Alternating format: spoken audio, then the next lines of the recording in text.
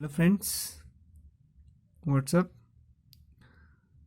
तो आपने जैसे थंबनेल में देख लिया होगा कि हम आज फिजिक्स के कुछ इम्पोर्टेंट जो हमारे डेफिनेशंस हैं, जो हमारे पेपर में अक्सर पूछी जाती है। हर पेपर में एक पेपर छोड़ के दूसरे पेपर में हमेशा ही पूछी जाती हैं। ये इम्पोर्टेंट डेफिनेशंस हैं, वो बताने वाला हूँ आपको। जैसे पहला है कुलाम का नियम। क्या है कुलाम का नियम?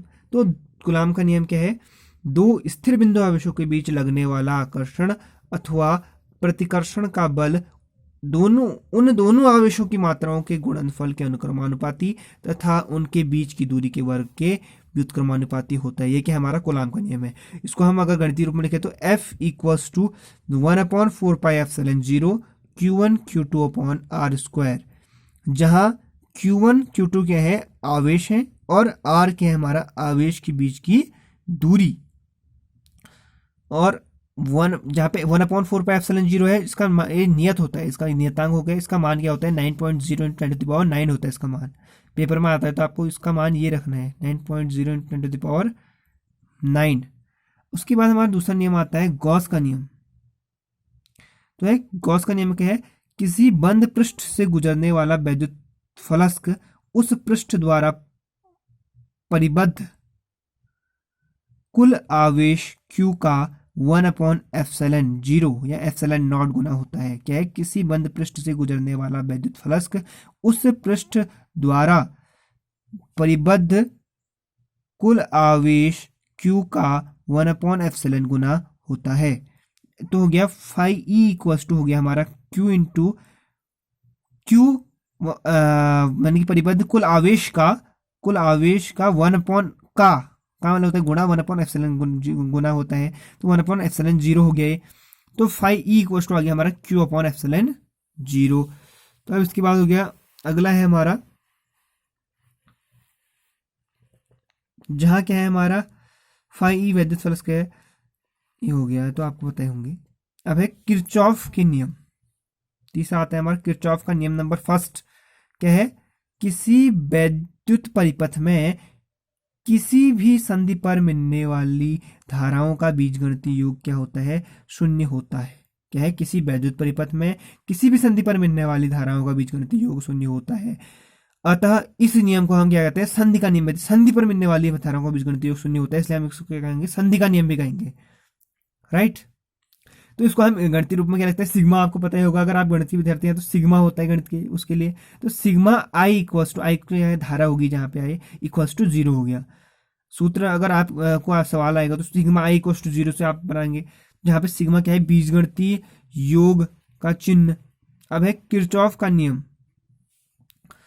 नंबर 2।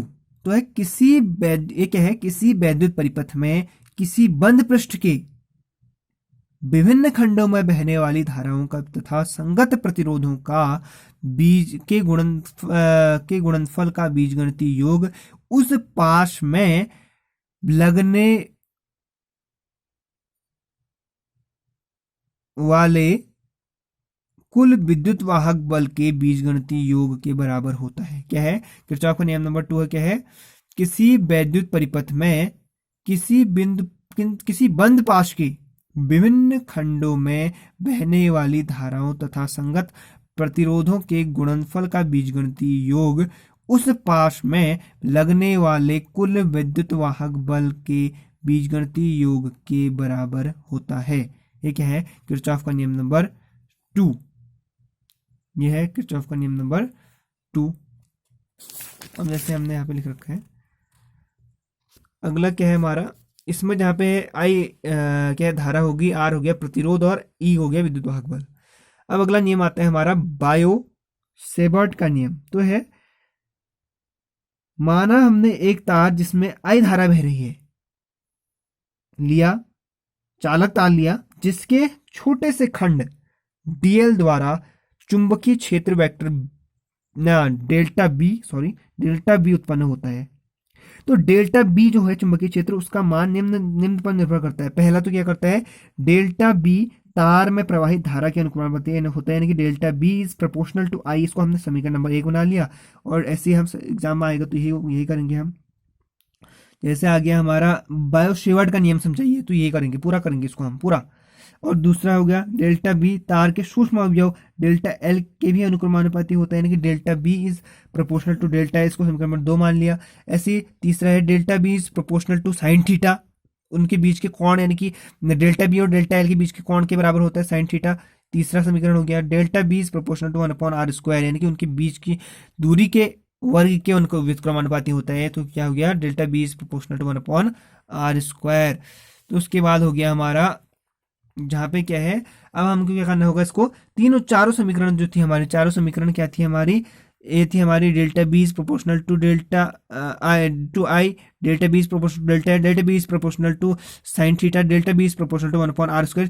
चारों का योग कर लेंगे तो क्या हो जाएगा हमारा, delta B is proportional to I delta L sine theta plus sine theta into 1/r², I delta B is proportional to I delta L sine theta upon r²। तो अगर हम इसको प्रोपोर्शनल का साइन हटाएंगे तो क्या आ जाएगा, μ0/4 I delta L sine theta upon r², जहाँ क्या हो जाएगा μ0/4 क्या है, कितना होता है इसका मान 10⁻⁻7, और आई जहाँ पे धारा है और साइन थीटा आपको पता ही था बीच का कोण है उन दोनों के। अब आता है हमारा एम्पियर का परिपथी नियम, क्या ये इंपोर्टेंट है भी, एम्पियर का परिपथी नियम तो है, एम्पियर का नियम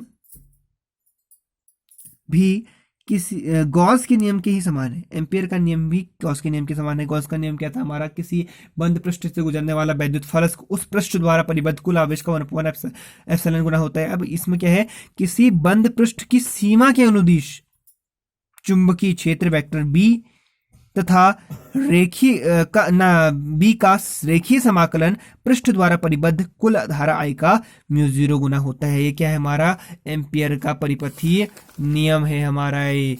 इसमें एम्पियर का परिपथीय नियम को अगर हम सूत्र के रूप में लिखेंगे तो इंटीग्रल, ऐसे लिखेंगे हम इसको, integral vector B dot D L equals to हो गया μ0 आई, जहाँ पे वेक्टर बी क्या है चुंबकीय क्षेत्र और μ0 हो गया हमारा निर्वात की चुंबकशीलता। उसके बाद अब आता है हमारा फैराडे के विद्युत चुंबकीय प्रेरण का नियम, प्रथम नियम, दो नियम है। प्रथम नियम है, जब हम किसी वैद्युत क्षेत्र में चुंबकीय फलक का परिवर्तन करते हैं तो परिपथ में प्रेरित विद्युत वाहक बल उत्पन्न हो जाता है, जिसका परिमाण चुंबकीय फलक में परिवर्तन के ऋणात्मक दर के बराबर होता है। इसके लिए सूत्र क्या है, E equals to minus delta phi B upon delta T. अब जहाँ आपको पता ही होगा कि delta phi B upon delta T क्या होता है हमारा, चुंबकीय फलक में परिवर्तन, जहाँ और ई क्या है प्रेरित विद्युत वाहक बल। ऋणात्मक चिन्ह क्या प्रदर्शित करता है, ऋणात्मक चिन्ह प्रदर्शित करता है कि ऋणात्मक दर को ले रहे हैं हम करके। उसके बाद आता है हमारा दूसरा नियम, फैराडे का विद्युत चुंबकीय प्रेरण का द्वितीय नियम तो है, किसी परिपथ में प्रेरित विद्युत वाहक बल अथवा प्रेरित धारा की दिशा सदैव ऐसी होती है कि यह उस कारण का विरोध करती है जिससे यह स्वयं उत्पन्न होती है। इससे ही हम क्या कहते हैं, लेंज का नियम। अगर आपने फैराडे का द्वितीय नियम पढ़ लिया है तो या तो आपको लेंज का नियम आएगा, वो तब भी आपको यही लिखना है, और फैराडे का द्वितीय नियम विद्युत चुंबकीय प्रेरण का द्वितीय नियम आएगा तब भी ये लिखना है। और आपका दोनों भी मिक्स आ सकता है, फैराडे के विद्युत चुंबकीय प्रेरण के नियम दीजिए तो दोनों नियम लिखने हैं आपको इसमें, पहला नियम और द्वितीय नियम। तो आई होप कि आपको ये वीडियो अच्छी लगी होगी, आपको अच्छी लगी तो लाइक कीजिए, सब्सक्राइब कीजिए। थैंक यू, मिलते हैं अगली वीडियो में।